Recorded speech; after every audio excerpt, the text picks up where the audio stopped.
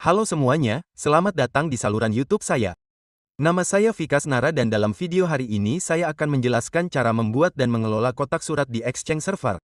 Dalam video terakhir saya membahas basis data. Saya membuat dan mengelola basis data di video sebelumnya. Dalam video ini saya akan membuat dan mengelola kotak surat. Namun, pertama-tama izinkan saya menjelaskan bahwa ada berbagai jenis kotak surat. Ya, ada berbagai jenis kotak surat. Mari kita bahas secara singkat. Setelah itu, saya akan membuat dan mendemonstrasikan kotak surat pengguna untuk Anda. Kotak surat pengguna adalah kotak surat standar sederhana yang menerima email. Kotak surat ini mencakup bagian kalender, tugas, dan kontak yang mirip dengan yang Anda lihat di Gmail atau Outlook. Di Gmail, Anda juga mendapatkan Drive, misalnya. Kotak surat ini juga memiliki kalender, bukan hanya tugas, tetapi merupakan kotak surat standar yang ditetapkan untuk seorang individu.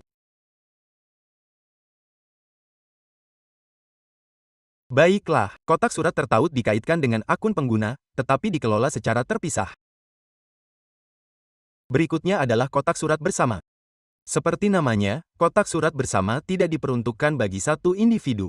Kotak surat ini digunakan oleh banyak pengguna. Ya. Misalnya, jika Anda memiliki email dukungan yang diakses oleh 5 orang atau tim penjualan, kami membuat kotak surat bersama untuk tujuan tersebut. Baiklah, lalu ada kotak surat sumber daya yang memiliki dua subtipe. Satu adalah kotak surat ruangan dan yang lainnya adalah kotak surat peralatan. Kotak surat ruangan digunakan untuk mengatur rapat atau memesan ruang konferensi, menjadwalkan atau memesan tempat.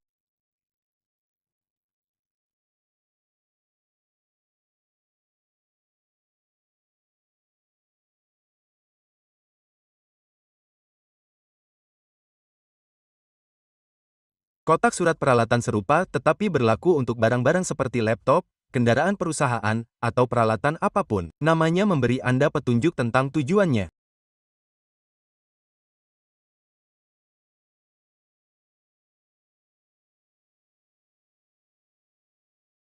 Jadi, berikut adalah jenis-jenis kotak surat.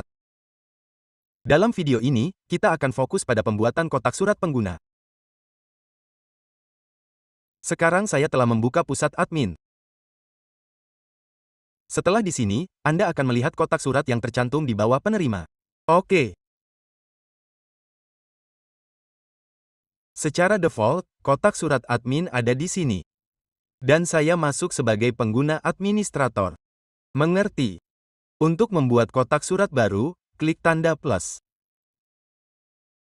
Saat Anda mengklik tanda plus, dua opsi muncul. Anda dapat memilih untuk membuat kotak surat pengguna atau kotak surat tertaut. Saya perlu membuat kotak surat pengguna. Saya sudah memilihnya. Saya belum memiliki pengguna di sini. Setelah saya membuatnya, pengguna tersebut akan muncul di sini. Jadi, saya akan membuat pengguna baru sekarang. Baiklah. Saya akan membuat pengguna baru bernama Vikas. Oke, saya telah memasukkan Vikas di sini. Anda juga dapat memasukkan nama depan dan nama belakang di sini. Jadi, saya telah menambahkan NRA. Baiklah, kemudian telusuri unit organisasi. Anda perlu memilih pengguna karena ini adalah nama domain Anda. Anda perlu meletakkannya di bawah pengguna di sini. Mengerti, saya sudah melakukannya. Baiklah. Kemudian saya akan memasukkannya karena di sini masukkan kata sandi yang Anda inginkan untuk pengguna ini di sini. Untuk pengguna ini. Oke. Tunggu, saya tidak dapat mengetik di sini sebelumnya. Saya akan melakukannya lagi.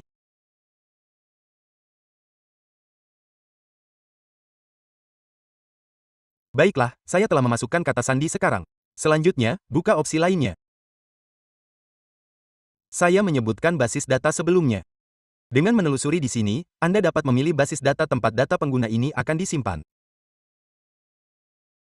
Anda dapat memilihnya di sini. Semua email yang dibuat untuk pengguna ini akan disimpan dalam basis data tersebut. Jadi, Anda dapat memutuskan basis data mana yang akan digunakan di sini. Misalnya, saya telah memilih biaya DB1. Klik OK, saya telah memilihnya. Di sini Anda juga dapat melihat opsi seperti pengarsipan atau pembuatan kotak surat arsip di tempat untuk pengguna ini. Saya akan menelusuri untuk memeriksa apakah ada arsip yang disiapkan di sini. Tunggu sebentar. Arsip juga dapat dibuat di sini. Tetapi Anda tidak perlu melakukannya. Sekarang saya menggulir ke bawah dan mengklik simpan. Segera setelah saya mengklik simpan, pengguna dibuat. Anda dapat memverifikasi ini di direktori aktif juga. Itu telah ditambahkan di sana juga. Di alat, buka pengguna dan komputer direktori aktif. Anda akan melihat pengguna bernama Vikas di sana. Lihat di sini, Vikas adalah namanya. Ini baru saja dibuat.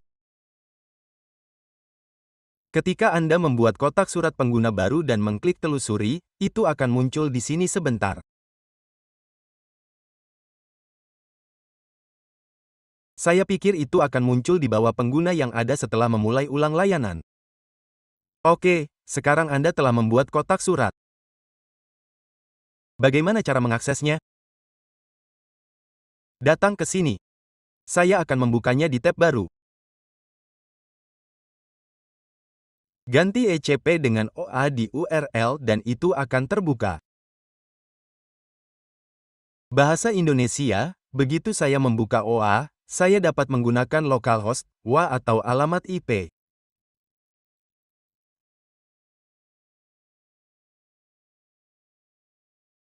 Ini akan membuka kotak surat admin di sini.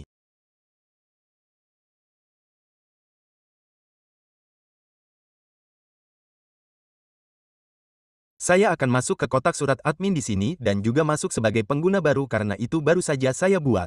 Saya akan masuk di sini juga.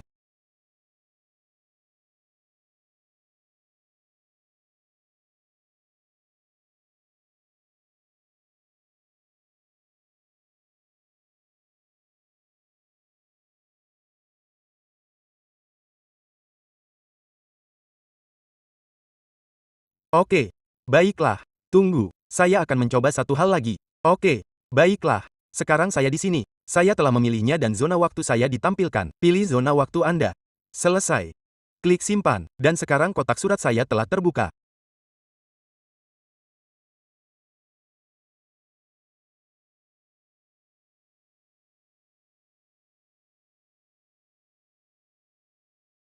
Mengerti. Anda dapat mengaksesnya seperti ini. Sekarang saya akan membuka kotak surat admin lagi di sini.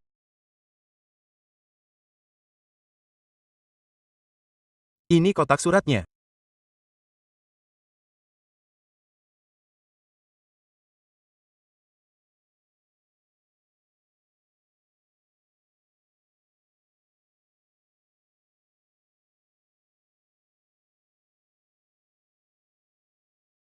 Saya akan menjadikannya anggota grup administrator. Oke, kata sandi telah ditetapkan. Pengguna baru ini baru saja masuk di sini.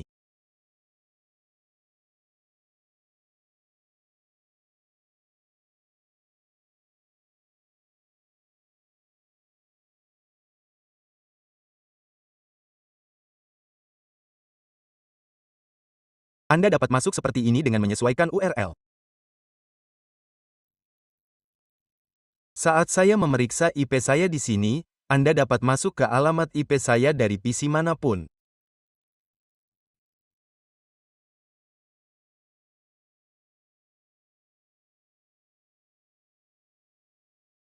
Misalnya, di PC saya memasukkan IP server dan WA. Apa yang ada di sini?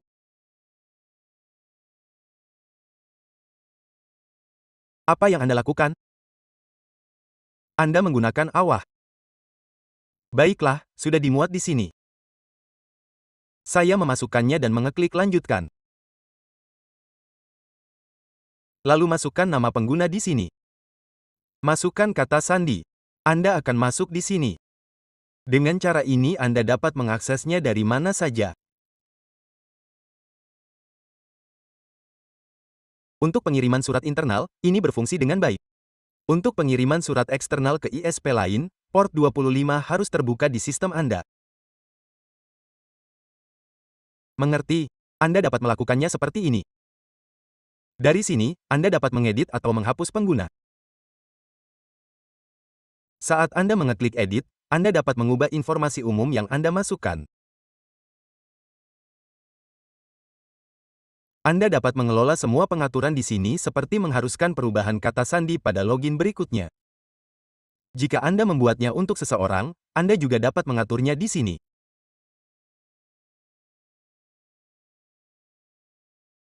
Baiklah. Di opsi lainnya, Anda akan menemukan pengaturan basis data dan lainnya. Semuanya tercantum di sini. Anda dapat mengatur batas penggunaan kotak surat di sini. Batas basis data kami adalah 2 gigabita, itulah sebabnya hal itu tercermin di sini. Di bawah opsi lainnya, Anda dapat mengatur kuota untuk menerima peringatan setelah batas GB tertentu. Periode pemulihan untuk item yang dihapus adalah 14 hari. Di sini Anda dapat menambahnya jika Anda mau. Mengerti? Informasi kontak, detail organisasi, dan alamat email akan dibahas dalam video terpisah nanti. Untuk apa saja ini digunakan? Kita akan membahas fitur kotak surat, grup, dan referensi lainnya satu persatu di video mendatang.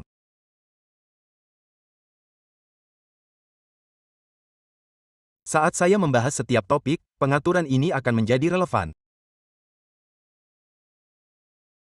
Saya akan menjelaskannya saat itu karena saya perlu menunjukkan aspek praktisnya. Untuk saat ini, saya telah membuat kotak surat dan menunjukkan tempat untuk mengeditnya. Itulah yang ingin saya bahas dalam video ini. Saya akan menjelaskan alamat email nanti. Saat kita membuatnya langkah demi langkah dan melakukan demo praktis, saya akan membahasnya nanti. Jadi, itu saja.